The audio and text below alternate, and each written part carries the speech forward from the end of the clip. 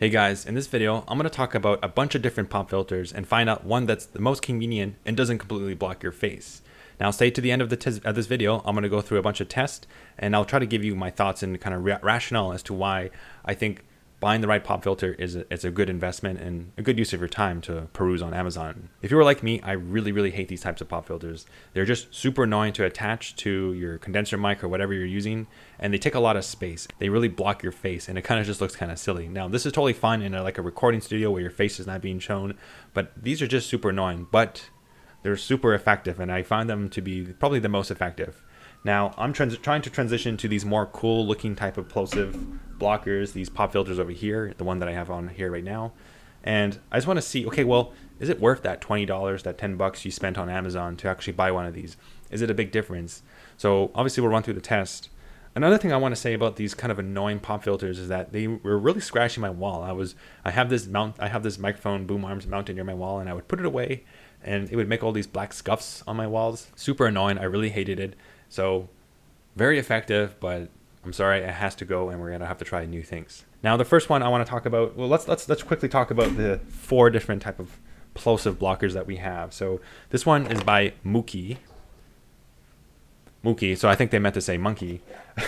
And it's the one that I have on right now. And what's really interesting about it is that it has foam and it has this like metal barrier, but it's very flat, as you notice. So it doesn't give a lot of space between the mic and the place that you're actually speaking to. So you kind of want that distance so that when you speak, it has some dispersion of your kind of air. So I don't think this is going to be a very effective plosive filter because it's super close to the mic, and unfortunately that's just how it is. So the other ones are a little bit more further away. They're kind of give you more air gap. So we'll see how that performs. Now this thing actually broke. So I'm going to have to go to the warranty process to get a new one.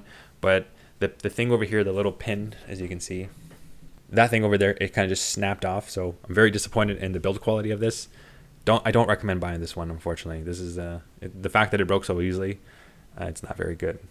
By the way, one thing I want to mention about this particular pop filter, another reason why I don't like it, aside from it breaking and being very close to the actual microphone, is that it's super tall. And the way it's mounted, it's super tall, so it just takes up more unnecessary space and it blocks the moneymaker, the face. So I'm not a big fan of this and how big it is. So yeah, not a good one.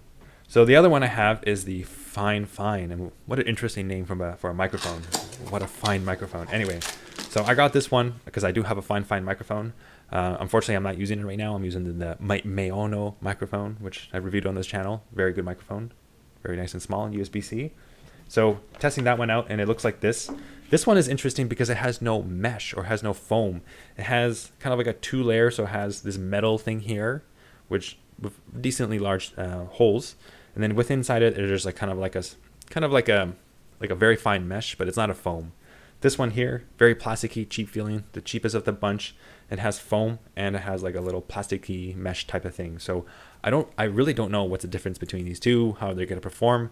I hope the Fine one works really well because I like it the most. It has like a very nice, doesn't smell very bad. This plastic one smells terrible, but these two kind of metal ones over here, they don't give like a nasty smell. So when the mic is so close to you, you don't want to smell that. So one thing I really like about the Fine pop filter versus the more generic plasticky smelly one is that it's a lot bigger and accommodates more sizes for different microphones. As you can see in this video here, it's extremely hard to mount the other pop filter, the more generic one.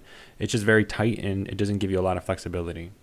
Also, regarding the Fine filter, it really sits nicely on the microphone. It doesn't take a lot of space. So right off the bat, I really like how low it gets. And I like this little thing in the back here, this little nubbin. It just makes it very easy to put it on. So good job to Fifine for making it slightly more premium for an extra few more bucks to purchase this one. And it looks nice too. And doesn't smell.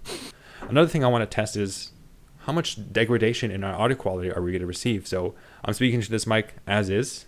It's very susceptible to plosives, but there's no degradation of quality because you don't have some kind of filter over it. So what is the effect? So we're all got to find out. And then we'll do the tests, use the chapter links at the bottom to kind of click through the different tests so you can hear that A-B comparison. And I'll give you my thoughts and I'll tell you what I think. But honestly, I hope there's a difference because why have this on your mic if it doesn't do anything? Let's go into the test. Peter Piper picked a peck of pickled peppers. A peck of pickled peppers Peter Piper picked. If Peter Piper picked a peck of pebbles, what's the peck of Peter Piper's Peter Piper picked? That's extremely hard to say. Peter Piper picked a peck of pickled peppers. A peck of pickled peppers Peter Piper picked. If Peter Piper picked a peck of pickled peppers, what's the peck of pickled peppers Peter People picked? Peter Piper picked a peck of pickles. A peck of pickled peppers Peter Piper picked.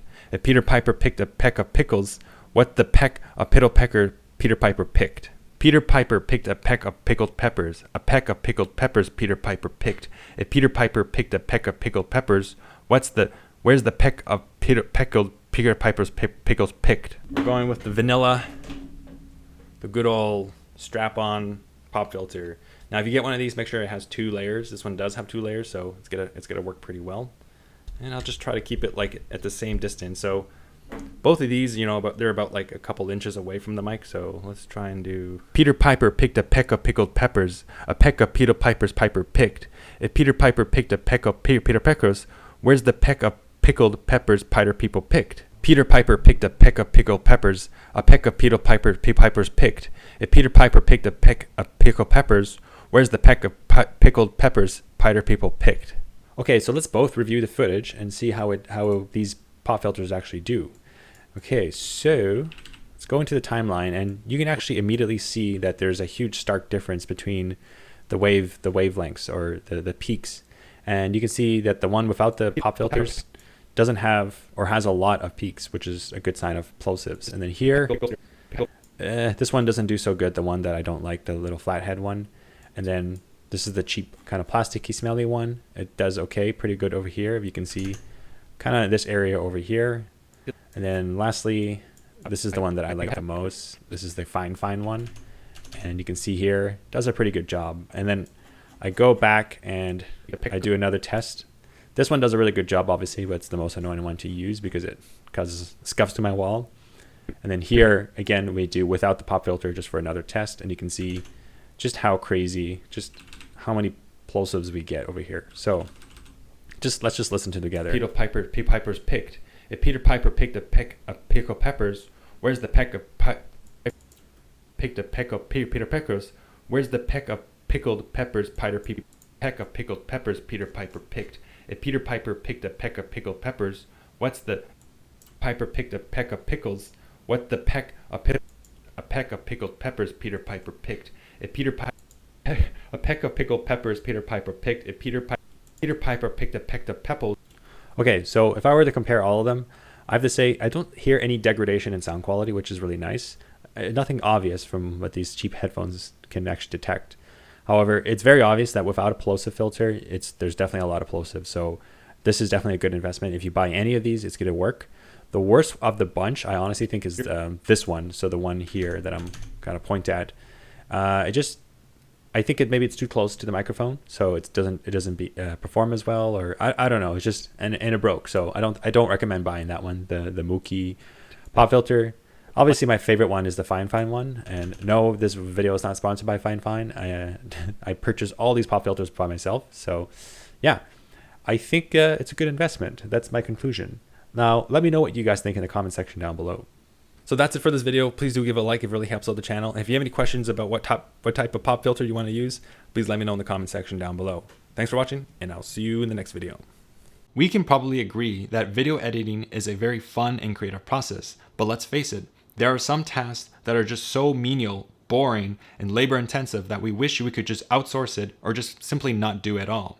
And a lot of that has to deal with cutting out dead air or silences in your A-roll talking head. Now, thankfully, Timebolt, which is a really cool piece of software that has recently come out, has made it really easy to cut out dead air in your footage. And this makes the whole process of creating content a lot more fun and more manageable, especially for one person. I've estimated the amount of hours I've saved using this piece of software, and based on that, it has definitely paid for itself more than 10 times. So I definitely think it's worth it, especially for the lifetime membership. I will leave a link in the description. If you do use my coupon code, it definitely does help this channel. Thanks for your support, and I will see you in the next video.